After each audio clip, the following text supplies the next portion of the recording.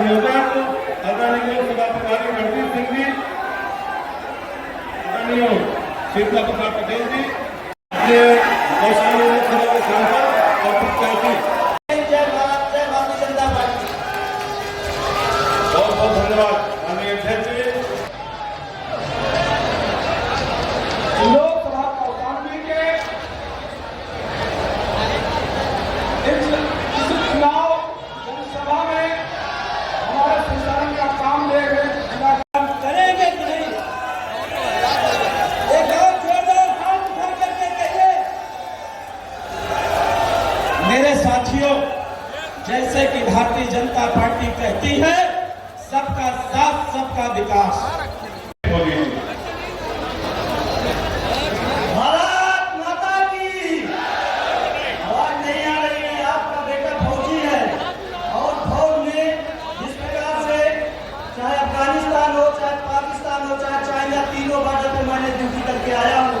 वहाँ पे जब फौजी ललकारता है ना, तो अफगानिस्तान, पाकिस्तान, चाइना बॉर्डर वाले अपने आप सदा के भाग जाते हैं। उसी प्रकार आवाज आना चाहिए। भारत माता की, भारत माता की। मंच पे बैठे सभी मंचासी, जय भारत, जय भारतीय जनता पार्टी। की नौकरी पे सेब लगाते थे और बहनों भाइयों, दूसरी तरफ इनके द्वारा राम भक्तों पर गोली चलाई जाती थी। इनके समय के कारनामे अगर उजागर हो जाए तो समाजवादी पार्टी के नेता कहीं मुंह दिखाने के लायक नहीं बचेंगे। और यही कहने के लिए याद करिए, याद करिए, ये प्रयागराज का माफिया हो या गाजीपुर का माफिया,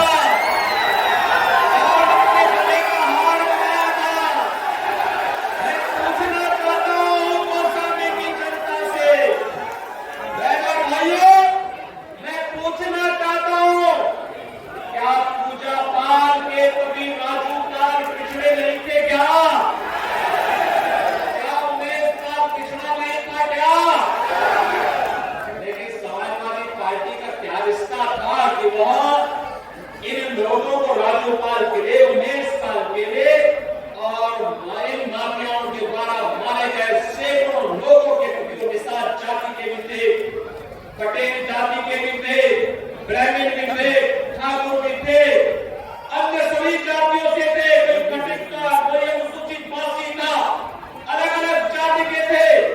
इनके मरने पर समाजवादी पार्टी की संवेदना इन परिवारों के प्रति नहीं होती थी। इनकी संवेदना तो उन माफियाओं के प्रति होती थी। राष्ट्रीय नेता बन रहा है, राष्ट्रीय नेता बन चुका है, ये तो विकास की एक नई बहार लाने की तैयारी है कौशाम्बी के लिए। और इसलिए बहनों भाइयों, आपका आह्वान करने के लिए आया हूं। गुमराह करने के लिए तमाम लोग आएंगे, तमाम प्रकार की बात बोलेंगे, तमाम प्रकार से झूठ बोलेंगे, तमाम प्रकार के वीडियो बना करके, ऑडियो बना करके गुमराह करने का प्रयास करेंगे। किसी के बहकावे में आने की आवश्यकता नहीं। ये अग्नि परीक्षा का समय नहीं है, यह समय तो है कमल खिलाने का समय है, कमल खिलाने का समय है। और कमल खिलाने के समय के साथ यहाँ पर हम लोग इस बात को सुनिश्चित करें, ये सुनिश्चित आपके साथ वादा करता हूं, संकल्प बोलूंगा कि आप जितने वोट से जिताएंगे, मैं ब्याज सहित वापस करने के लिए फिर यहाँ पर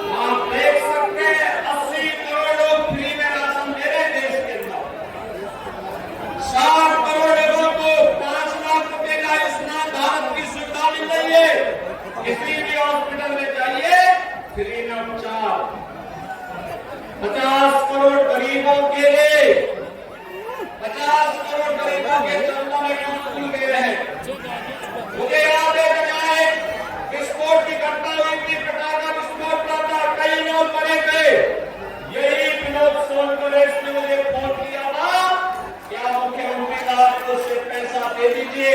मैंने कहा उनके अकाउंट भेज दीजिए, हम पैसा निकाल भेज देंगे और बहनों भाइयों हमने पैसा भेज दिया। आज कोई बीमार जिसके पास आयुष्मान का कार्ड नहीं है, अगर एक विरोध सोनकर हो, संजय गुप्ता हो या फिर हमारे जितने भी पूर्व विधायक हैं, इनमें से कोई कह देता है या कोई पदाधिकारी कह देता है कि ये पैसा, इसको इतना पैसा चाहिए, कार्ड नहीं है, तो मैं कहता हूं उसका एस्टीमेट भेज दीजिए।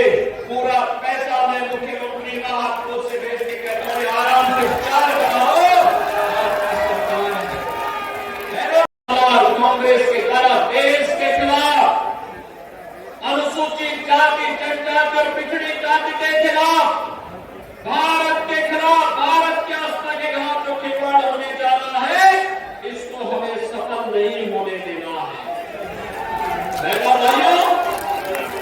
पहला भाइयों, ये सपा और कांग्रेस का गठबंधन जब भी हुआ है, ये महामारी का कारण बना। केवल पंजाब में ही बाहर घातक के कारण है। ये इन लोगों के पापाचार देश के लिए खतरनाक है, मंसूबे खतरनाक है। याद करिए, यूपीए की सरकार थी, कांग्रेस नेतृत्व की यूपीए की सरकार थी, और यूपीए की सरकार के समय कांग्रेस को समाजवादी पार्टी और बहुजन समाजवादी पार्टी समर्थन कर रही थी। तो इन्होंने क्या किया था? इन्होंने पहले रंगनाथ के जस्टिस रंगनाथ के नेतृत्व में एक कमेटी गठित की, और कमेटी ने क्या संस्तुति की थी? उसने संस्तुति की थी कि पटेल को, मौर्य को, अपने मृतकों की निषादों को, यादवों को मिलने वाले आरक्षण में से 6% आरक्षण मुसलमानों को दे दिया जाए। भारतीय जनता पार्टी ने विरोध किया, कहा कि नहीं, धर्म के आधार पर आरक्षण नहीं हो सकता है, हमारी पूरी जाति का अधिकार को कोई नहीं ले सकता है। उस रिपोर्ट को हम लोगों ने लागू नहीं होने दिया था। मैं सांसद था तब, और बहनों भाइयों, फिर इन्होंने जस्टिस राजेंद्र सच्चर की कमेटी बनाई। उसने मुसलमानों की कुछ जातियों को अनुसूचित जाति में शामिल करने का प्रयास किया, यानी अगर सीधे से नहीं तो बीच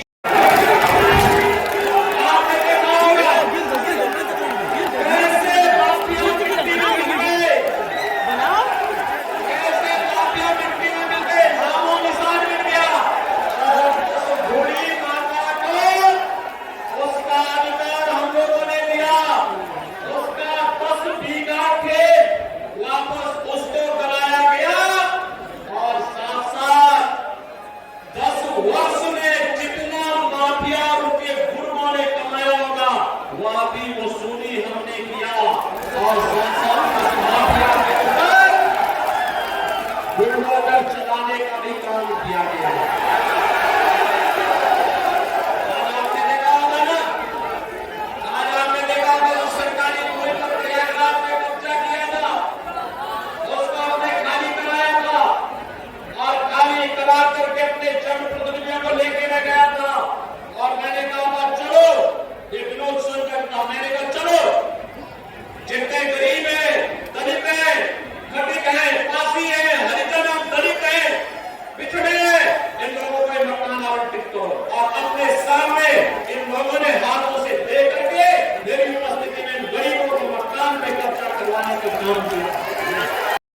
ऐसे लोगों के बाद तो लोग जाएंगे तो वहां पर भी अपने पूर्वजों को बता पाएंगे कि देखो आपका संकल्प हमने पूरा किया। अयोध्या में रामलला को विराजमान करके आ गए, प्रभु राम का कृपा भी और पूर्वजों का आशीर्वाद भी एक साथ मिलेगा। और इसलिए बहनों भाइयों, ये कांग्रेस और सपा का गठबंधन तो ये नरकगामी है, नरकगामी। ये पाप का प्रतीक है, यह छूटने का प्रतीक नहीं, क्योंकि इनके पास विकास की कोई सोच नहीं है। ये नकारात्मक सोच के कारण देश के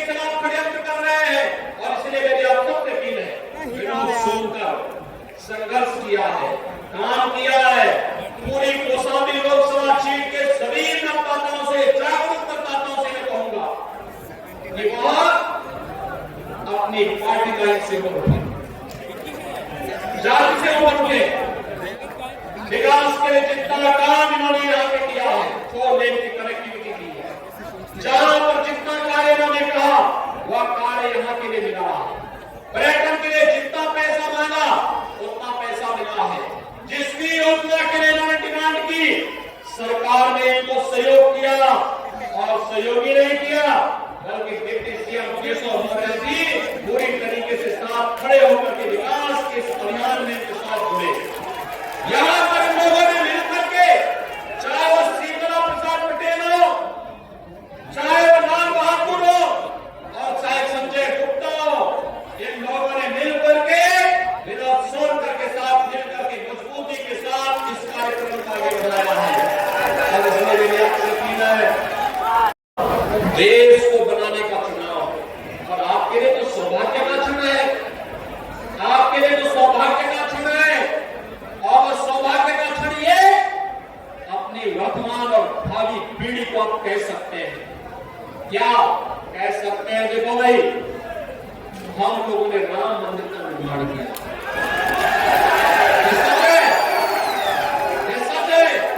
मोदी जी का नेतृत्व है, उनका मार्गदर्शन है, उनका विजन है, लेकिन मोदी जी की ताकत आप है, मेरी ताकत आप है। आप जब विधायक चुनते हैं, सांसद चुनते हैं, यही हमारी ताकत बनती है। और आप भी कह सकते हैं, इस लोक में ये पुण्य आपके साथ जुड़ा है कि आप भी कह पाएंगे कि जब हमने वोट दिया था तब मोदी जी और योगी जी ने अयोध्या में 500 वर्षों के क्रम को समाप्त करके भगवान राम का आपने देखा, एक बुजुर्ग महिला, 80 वर्ष की महिला, मुख्यमंत्री बनने के कुछ ही दिनों के बाद वह मेरे पास आई थी। उसने कहा, साहब ये प्रयागराज में इस माफिया ने मेरी पति की हत्या करके मेरी पूरी प्रॉपर्टी 10 बीघा जमीन पर कब्जा करके मोड़ने जाती की क्यों नहीं ला? और कहना चाहिए, याद करिए, मैं फिर खड़ा हुआ था, मैंने कहा माता चिंता मत कर, आज आपके आशीर्वाद से मोदी जी के नेतृत्व की यूपी की सरकार बनी है, इस माफिया को हम मिट्टी में मिला देंगे।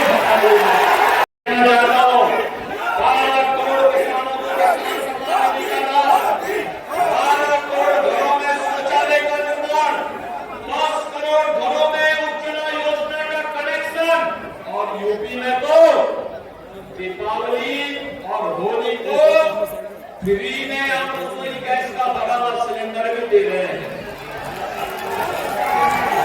4 करोड़ गरीबों को एक मकान दे दिए हैं। और मैं आपसे फिर कह रहा हूं, मोदी जी की घोषणा है, मोदी जी की गारंटी है कि जितने गरीब मकान से वंचित हैं उन सबको भी से कह दीजिए कि मोदी जी को तीसरा कार्यकाल दीजिए, हर एक के घर में हर एक को एक मकान बना करके फिर से सरकार उपलब्ध करवाएगी। आप सोचो, महात्मा बुद्ध के संदेश की भूमि है कौशाम्बी, जैन तीर्थंकरों की भूमि है कौशाम्बी, जगत जननी मां भगवती की पावन धरा है कौशाम्बी। मां गंगा और मां यमुना का आशीर्वाद प्राप्त होता है कौशाम्बी को। बहनों भाइयों, मैं केवल आपसे कहना चाहता हूं, आप मुझे बताओ, जब कांग्रेस और समाजवादी पार्टी की सरकारें थी तब हम नारा लगाते थे, पुलिस के डंडे खाते थे, हम कहते थे राम लला हम आएंगे, मंदिर बने बनाएंगे, बोलते थे ना? क्या नारा लगता था? क्या नारा लगता था? राम लला हम आएंगे, राम लला हम आएंगे। और तब सपा और कांग्रेस के लोग छोटे मुकदमे दायर करते थे ना? देखो समाजवादी पार्टी है ना, ये समाजवादी पार्टी है ना, समाजवादी पार्टी का मतलब जो संस्कार से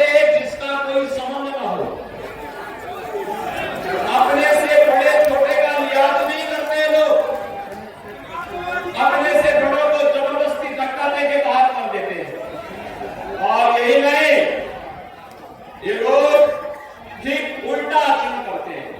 जैसे राम भक्तों पर गोली चलाते थे और देशद्रोहियों पर कायर मौजूदों को वापस लेने का काम करते थे। गरीब के समय में भूखों मरता था, किसान आत्महत्या ऊपर के हर एक बुजुर्ग को आयुष्मान का कार्ड देंगे, 5 लाख रुपए की फ्री में उपचार की सुविधा उपलब्ध करवाने का कार्य करेंगे। और भारत के अंदर बाबा साहब भीमराव अम्बेडकर के संविधान को प्रभावी ढंग से लागू करते हुए एक देश में एक प्रधान एक विधान की नीति पर चलते हुए समान नागरिक कानून भी लागू करेंगे। माफिया को फलकने नहीं देना है। माफिया केवल वही नहीं है, माफिया केवल वही नहीं है जो मिट्टी में मिल गए हैं। हमारे देश में बहुत सारे लोग हैं, अब तो सेकंड फेज में उन्हीं से निपटने की हम तैयारी कर रहे हैं। और इसलिए मैं आप सबका आह्वान करूंगा, आप सबका मैं आह्वान करूंगा, दिनों सोचकर जीत करके जाएगा। पीछे तक में आश्वस्त करो, पीछे मनसा के साथ एक चुनाव लड़ना चाहते हैं। इनके मनसूबों को पूरे नहीं होने देना, कतई पूरे नहीं होने देना। कांग्रेस का सेवाले क्या कहते हैं? कहते हैं एक झटके में हम गरीबी हटाएंगे। उनसे पूछा गया क्या फॉर्मूला है? उन्होंने कहा वेल्थ इमरजेंसी। वेल्थ इमरजेंसी का मतलब एक्सरे, आपकी प्रॉपर्टी का लोग एक्सरे कराएंगे और फिर उस पर वरासत टैक्स लगाएंगे। वरासत टैक्स का मतलब औरंगजेब का जजिया करना। औरंगजेब मुगलों का सबसे क्रूर बादशाह हुआ था। जितने भी मंदिर तोड़े गए थे इसी क्रूर औरंगजेब ने तोड़े थे। और बहनों भाइयों, हमें कांग्रेस सपा के जजिया कर को भारत की जनता पे नहीं लगने देना है। ये जजिया कर का मतलब आपके बाप दादों की कमाई, आपके बाप दादों की कमाई, और इस बाप दादों की कमाई का ये लोग आधा हड़पने का काम करेंगे। क्या अपनी संपत्ति जबरदस्ती कांग्रेस और सपा के गुंडों को आप कब्जा करने देंगे? क्या कब्जा करने देंगे? क्या बताइए नहीं। भारतीय जनता पार्टी आपके साथ खड़ी है और इनको ये अवसर ही नहीं देना कि ये भी कुछ कर सके। और इसीलिए मैं आपके पास आया हूं आपसे कहने के लिए कि